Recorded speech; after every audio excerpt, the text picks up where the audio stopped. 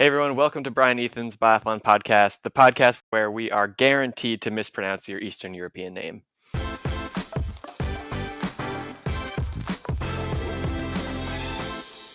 All right, Ethan, here we are again. We made it to week 2 of our Biathlon podcast. I just got to give a huge shout out to everyone who gave us awesome feedback, awesome, just insight as to what they're looking for in a Biathlon podcast. And I gotta give some love to everyone who's given us love. Yeah, and thank you guys very much. We're just kind of doing this for fun, and we don't quite exactly know what we're doing, so all the feedback is much appreciated for sure. Yes, that is true. We are doing this for fun. We do really enjoy biathlon, and we just want to chat about it. And glad you guys are getting something out of our shooting the shot about biathlon. All right, let's dive right into it. First shot.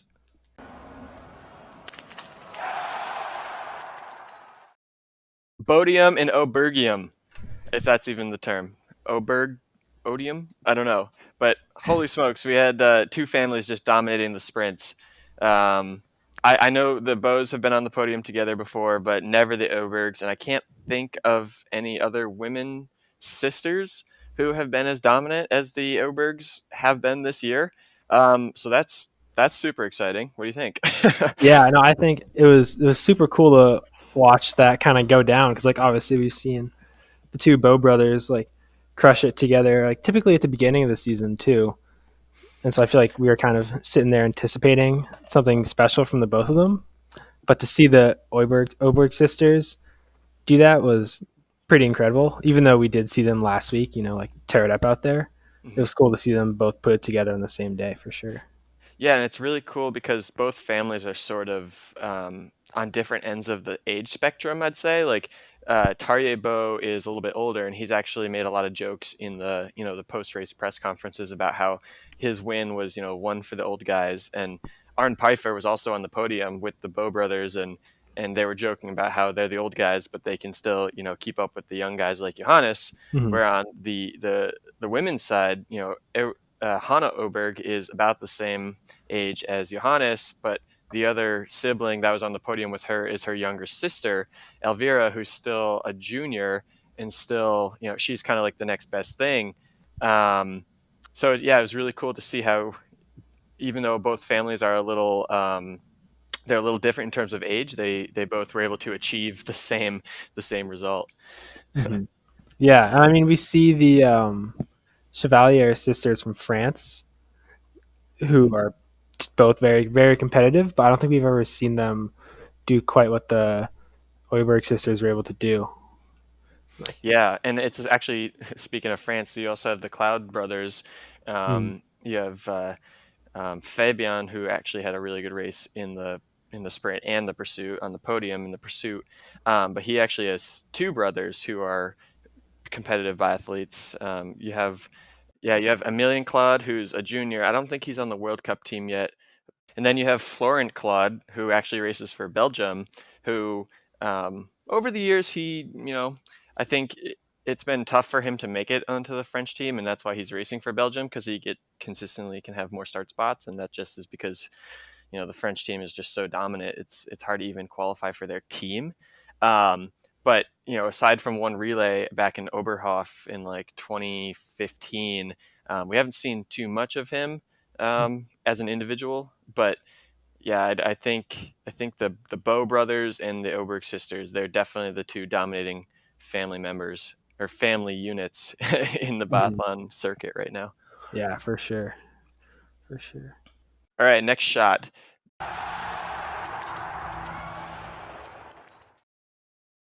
This one has nothing really to do with any individual performance or any, insight towards, biathlon World Cup, but the stadium announcer. Have you been distracted by the stadium announcer, during this week's World Cup? A little bit. I mean, I remember, I think it was the sprint where Johannes comes in, he sets up to shoot standing, and then the announcer starts talking about him and all the success he had last year or something like that. And it was just I'm sitting here thinking that. It's I'm sure they hear it more regularly when there's fans there, but it's got to be so weird for them to just only hear the announcer talking about them. Right, because in a biathlon range, there's what's called the zone of silence. So at the end of the range when you enter, and at the other end of the range where you exit, coaches are not allowed to communicate with the athletes in that zone. So when you enter the range, it's very quiet, it's very focused. The athletes are usually, aside from the shots and the bullets hitting the target, it's a very quiet area. And then obviously with COVID, there's no fans in the stands, Mm-hmm. and you just have the one announcer just Johannes Thingnes Boe, last year so successful. Like that has to be so distracting while you're shooting, especially like in a I don't know, in a pursuit, it might be a little more easy. It might be easier to overcome because you know that you have people around you, and you're shooting directly results or it directly impacts your results. But think of like a sprint or the individual where it's just a completely solo event, and you just kind of, even if you just try to sneak onto the range on like a far point, or you just kind of subtly slide in subtly slide to your mat and just try to shoot and get the targets, and all of a sudden the announcer is just blasting your name across the stadium. It's got to be so distracting. Yeah, I can only imagine what it's like for them, because like I know, at least for races like I've competed in, like you hear whoever's talking, but a lot of times they just move on right away. So it's like, oh, okay, no one's really listening. But for them, there's so much focus and pressure on them all the time. They got to be a little thrown off by it for sure. Yeah, and I also wonder, who is the announcer even there for, because there's no fans in the stands, Mm-hmm. and you got to assume that the coaches know what's going on in the race. I mean, every single coach has the results, like the live results, pulled up on their phones or their tablets as they're out on course.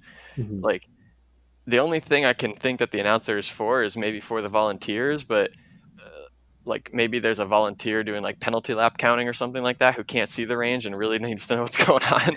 But I was listening to some of the comments that the announcer was making, because he goes back and forth between English and Finnish.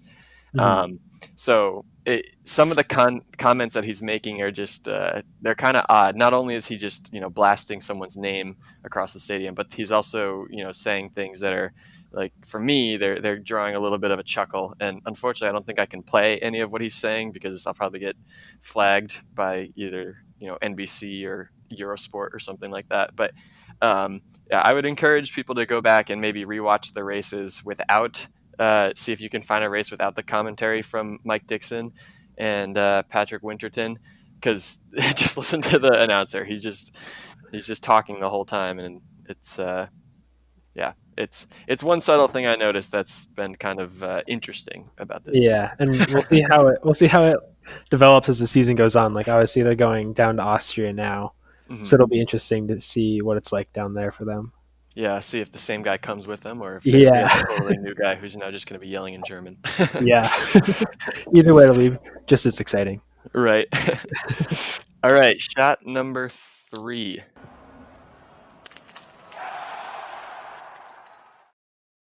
Emma Lunder from Canada is crushing it right now. We didn't really talk too much about her last week, because there's only so much we can talk about in one podcast, and also sometimes from smaller nations like this, you see athletes have a good week, but they're not able to carry it out, uh, consistently and sustainably throughout the season. However, Emma Lunder, after 2 weekends, she's ranked 14th overall. What do you think, Ethan? Is this going to be consistent? Is this going to be a new leader for North America, or is this just a really hot start?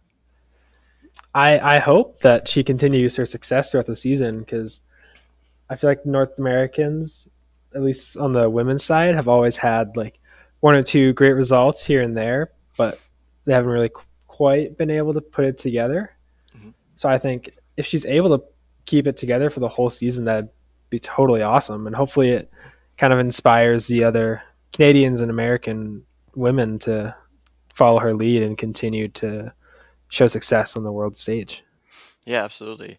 I'm looking at some of her stats on Real Biathlon right now, Mm-hmm. and over the years, her ski speed has consistently been improving by about 2% compared to the rest of the field Mm-hmm. over the last 4 or 5 years, and that's really good. So just out of the first 2 weekends this year, She's already proven that she's skiing faster on average than she was last year.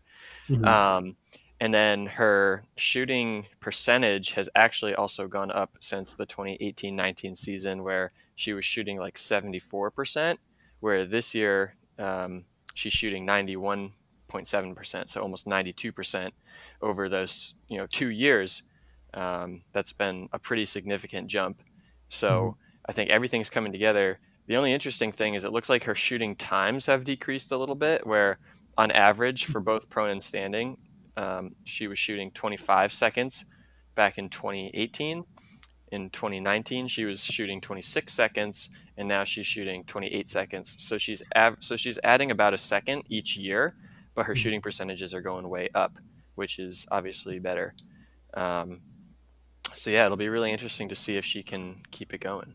Yeah, and I remember, oh gosh, what was it? I know it wasn't last year, maybe 2 years ago, when Rosanna Crawford was. She had like 2 weekends where she was absolutely crushing it. Do you remember that?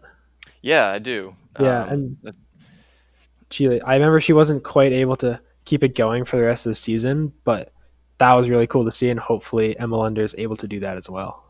But except keep it going, obviously. yeah, Yeah, no, so I'm pretty active on the Biathlon subreddit where there's fans from all over the world who, comment about Biathlon things, and it's very consistent. People are always talking about Emma Lunder and hoping that she can, finally have a breakthrough season where she's, consistently in the top 20. Mm-hmm. Um, and, for the most part, as an American, I've always just been like, Canada. But but after going back and trying to, find some research on Emma Lunder, because all of a sudden she's ranked 14th overall.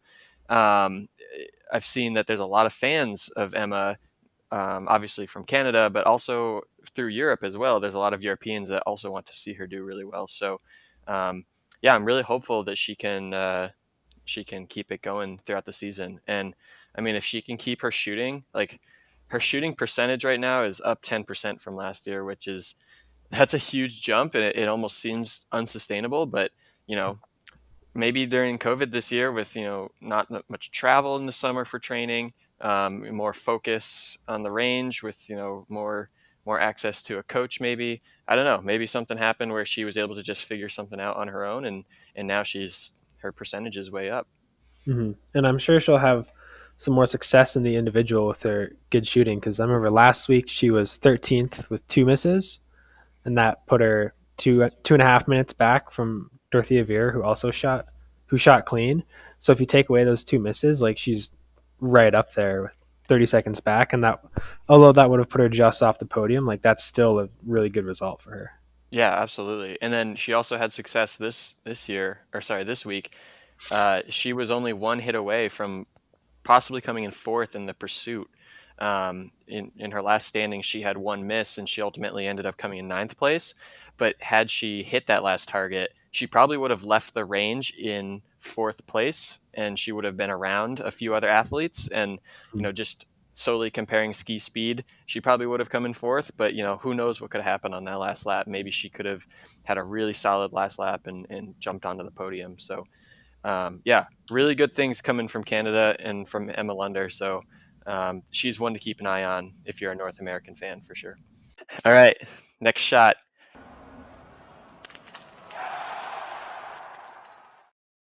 Johannes Thingnes Boe.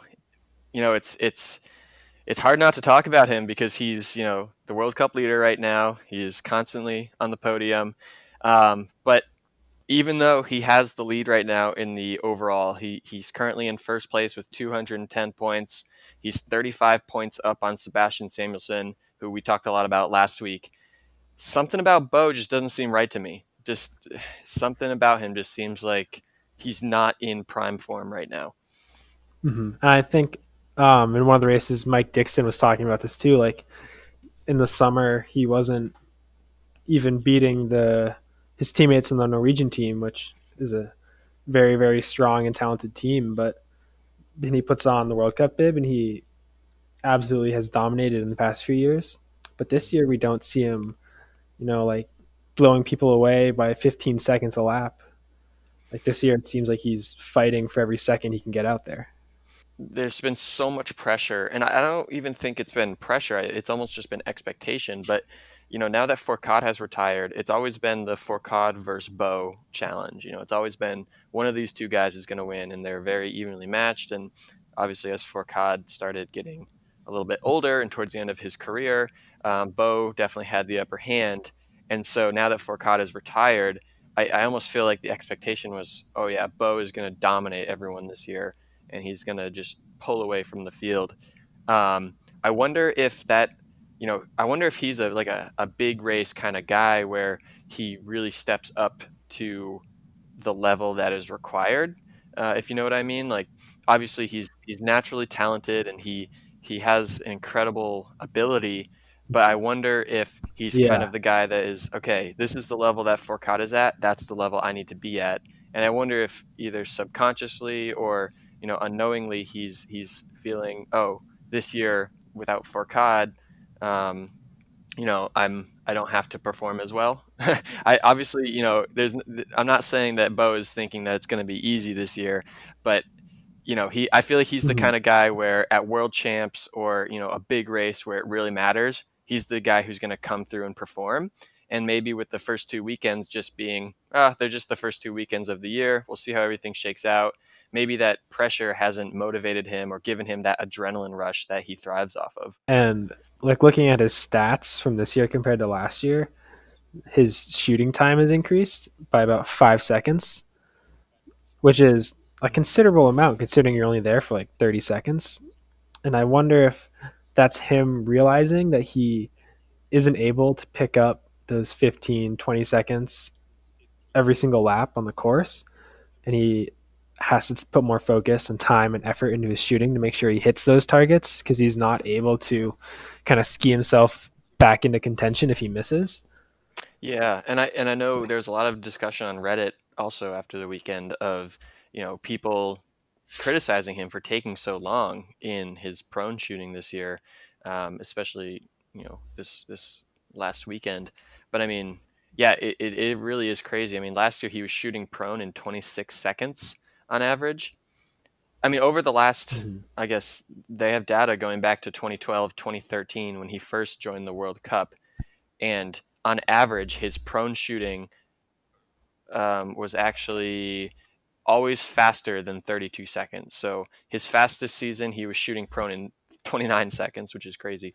But over the years, it's kind of hovered around that 32 to 29-second range. And then all of a sudden this year, he's shooting prone in 35 seconds. So yeah, he's taking an extra 5 seconds in his prone. And the thing is it's not like he's doing that to hit the target, because his hit percentage has been pretty consistent with how it's been in years past. So it's not like he's taking an extra 5 seconds to guarantee he's going to go 5 for 5.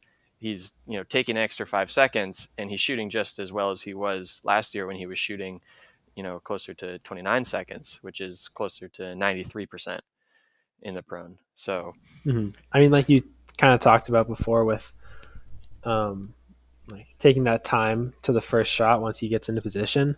We saw Fourcade do that the past few years when he knew he wasn't able to ski as fast and he really took the time to hit the mhm. targets.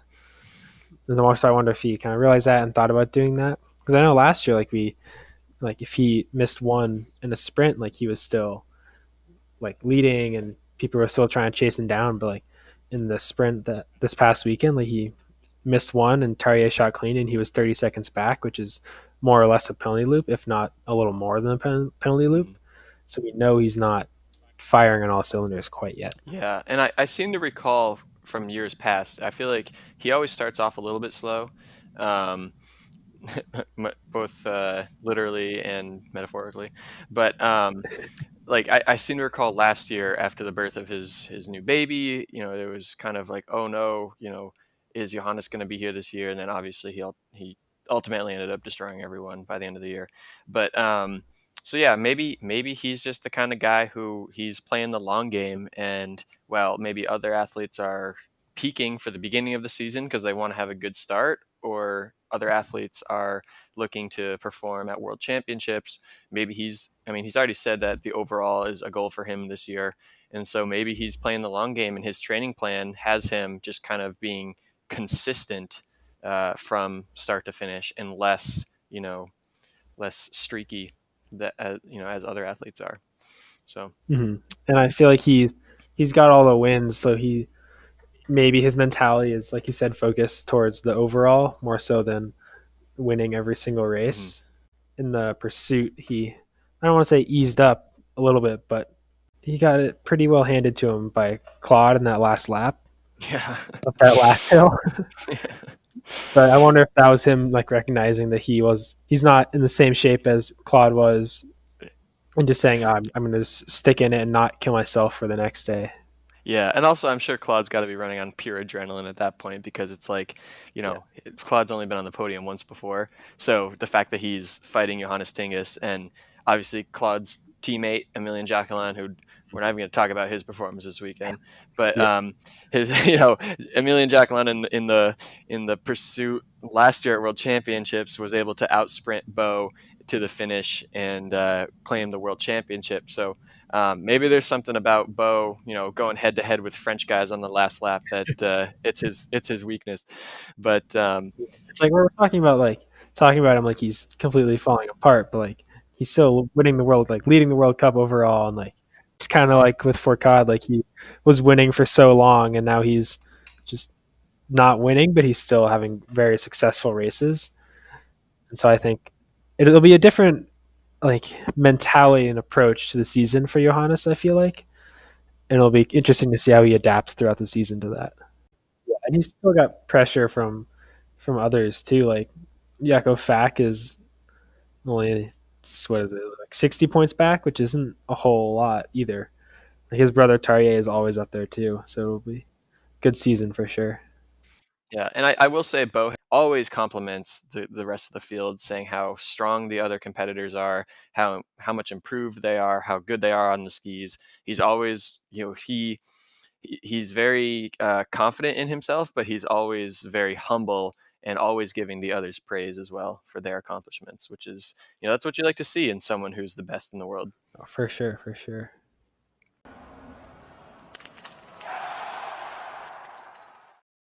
Women's pursuit, holy crap. That was probably the best race of the year so far. Yeah, that was really exciting. I mean, the relays were exciting, but this was great. I mean, 3 athletes coming into the last shooting stage together. This is why we love biathlon. It literally comes down to the shooting, and it's anybody's race. Yeah, it's like, what more could you ask for? Right, right. And all 3 of these girls too. So it was Tiril Eckhoff from Norway, Hanna Oeberg from Sweden, and Marte Olsbu Roiseland from Norway. All 3 of these athletes, incredibly fast skiers, very competitive people. They all have world championships to their name. They all have at one point worn the yellow bib. All 3 of these. I mean, the only other person who was probably missing from this group was probably Doro. Not really sure where she's been this year. Little late start for Doro, but yeah, these are 3 of the biggest names in biathlon right now, and all 3 of them come in and are shooting for the victory, literally shooting for the victory. And I was a little nervous watching like Eckhoff come in because she hasn't shot all that amazingly this year so far. She had cleaned her first 3 stages, so I was almost expecting her to miss. And Roiseland hasn't been in peak form yet, I don't think either.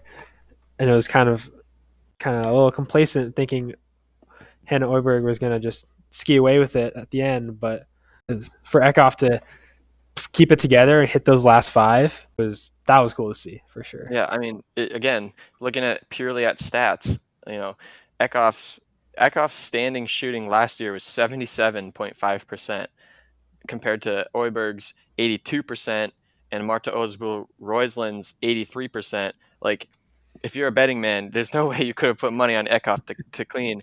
And considering that she was 15 for 15 going up to that, she's so far out of her comfort zone that it's like, okay, she's got to miss. Like, just statistically speaking, she has to miss. She is overperforming right now. And, I think, like you said, my money was on Oeberg to just clean and run away with the race, and maybe Roiseland clean as well. And, they'd fight to the finish. But no, I definitely did not think Eckhoff was going to clean there. And Yeah, I mean, again, this is why we love biathlon. It's like we can talk about the stats all we want, but it's, what ends up happening and when. When do you have your, if you're shooting 75%, when do you have your three misses that day, or your two misses that day? Are they early and then you finish out strong, or do you blow it and have all your misses on the last stage and finish out poorly? I'm interested. What did you think about that last lap, Oeberg versus Roiseland on the skis, fighting for that second place? Yeah, I mean, I think we Oeberg looked a little tired the lap before that and the previous one as well. So I think maybe she had pushed herself so hard the first whatever 5 races we've had so far. Hmm. And I think Roiseland kind of had a real wake up in the relay when she got tagged off and what was it, like 10th or 11th or something like that, and Hmm. really had to turn it on. And I wonder if she was kind of riding off of that. And like Hanna Oeberg is pretty freaking tall. And on that last really steep hill, like Roiseland just seemed to have another gear than Oeberg had. Yeah, I'm kind of in the same boat as you. I'm wondering if Oeberg's getting a little tired. Not that winning is tiring, but um, like I think, yeah, it seems like she's been, even in the relay. She was having to perform for her team because she was tagged off in a really good position. So Mm-hmm. it's two weekends in a row Yeah. of having to race at a super high level. I'm sure she's probably getting a little Mm-hmm. exhausted. And being in Kontiolahti with you know it's we know that the northern Finland area is always very dark. I've been seeing posts on social media from American biathletes about how dark it gets even middle of the day. So I'm sure there's a little bit of a depression Mm-hmm. or fatigue there. Um, yeah, I'm sure after this great start, she's probably starting to get a little tired and a little fatigued, and it definitely showed Yeah. on that last lap there. Um, yeah, I was definitely Yeah. expecting a little bit more of a battle and hopefully a sprint to the line, but no, Roiseland. Yeah, and honestly, we haven't really seen much from Roiseland yet this year. There hasn't been anything. Roiseland hasn't caught my eye. I mean, okay, yeah, so she was second in the first the first sprint of the season, so I guess that's pretty good. But I don't know, there's nothing that's really Mm-hmm. caught my eye as like, oh yeah, Roiseland she's a factor this year. So, She kind of did that similar last year where she was up there but not quite consistently up there, and then got to world champs and got a medal in every single event. So maybe that's her focus this year again is world champs, but we'll just have to see. one last person that we definitely need to talk about. I'm kind of hoping that I obviously don't want to wish anything poorly on anyone except for maybe Loganov, but um, eh, this girl from Belarus, Zaria Alimbekava, I hope I pronounced her name correctly. She's crushing it right now, and she definitely cannot go unmentioned. No, she hasn't been outside of the top 10 this year except for one race, and she's sitting fourth overall, whereas last year she was 76th overall with a few top 15s here and there, like a good like good solid season for a young athlete. But this year she really has taken it by storm, increasing her shooting by 13%, going up to 90%, which is that's pretty dang impressive for a young athlete who's just coming through, especially with kind of like taking the hold of the Belarus team as far as the women's side goes. Mhm. So that was really cool to see, and hopefully we see a lot more from her the rest of this year. Yeah, so I was looking at her stats, specifically her ski speed, because I feel like shooting is one of those things where, like, once you get it, you get it. And in the years past, her shooting performance has been 77% and up to 90% now. Obviously, a 13% increase is really large, and if Mhm. this was the stock market, you'd be like, that's crazy. But it's been done before. We've seen someone figure out the shooting over one summer, and maybe it won't stay at 90% shooting this season. Maybe it'll drop a little bit, but shooting isn't to me at least, shooting isn't what is drawing my attention. It's actually her ski speed. If you look at her, if you look at her ski speed compared to other people in the top 30, last year she was skiing 5.5% slower than people in the top 30, and this season she's actually skiing 1.2% faster than people in the top 30, which it's kind of crazy. And for reference, the top skiers like Oeberg and Eckhoff and Roiseland, they're probably skiing somewhere closer to like -4% Mhm. compared to the top 30. So the fact that she's skiing faster than the average top 30 isn't, obviously it's not like, it's not unheard of. Um, but that increase from skiing considerably slower than people in the top 30 to actually now being one of the faster skiers in the top 30, and even, in the top 10, she's actually 0.2% back of the average top 10 skier. So that means her ski times each race, she's like consistently, ninth, 10th, 11th, 12th fastest ski time, Mhm. which is crazy considering, Yeah. yeah, like you said, last year she was in the 70s overall and her ski times were considerably slower than other people in the top 10 and top 30. And Um, with COVID going on this summer, that might have had a big effect on her being able to kind of just slow down, really focus on training and only training, and hopefully she'll be able to keep it going. I don't know. I don't know anything about her. Obviously, nobody's really had an eye on her before. Placing 76th overall last year. But yeah, I mean the um, the world is definitely watching her now, and we want to see how she ends up doing. And I'm sure we'll probably end up doing some more research about her and learning about her if she keeps this up. But yeah, the change from last year to this year has been outstanding, and it'll be interesting to see if that is sustainable. Yeah, yeah. Cool. All right, should we do one spare round?